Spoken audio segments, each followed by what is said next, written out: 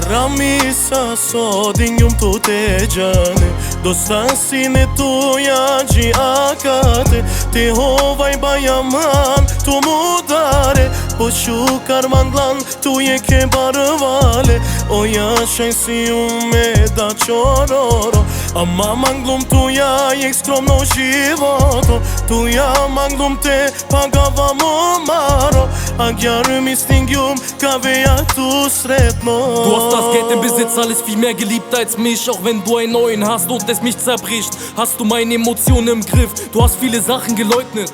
Sag nicht, ich wäre dein Boyfriend. Außen lächelst du wie ein Engel, doch innerlich bist du ein Teufel.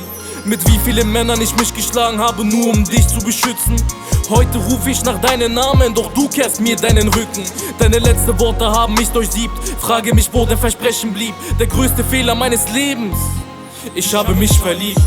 Harami sa sodin njum tu te gjane Dostasin e tuja gji akate Ti hovaj bajaman tu mudare Po shukar mandlan tu je ke barvale O jashaj si me da qororo Ama manglum tuja je skromno životo Tuja manglum te pagava mo maro A gjarë mi stingjum ka veja tu sretno Amare qavenge, tu hiq na misling jan Barvali paske amare qave tu qora jan Ketun ka bajrovin tu qanov ka rodela Ama me qavenge i istina ka vakera Celo životo qi sreća tu ka rode Samo luta lica si janë te jaqove Svako peske te gjane tu t'ka qungaren Nike to hajri qana batu na gandike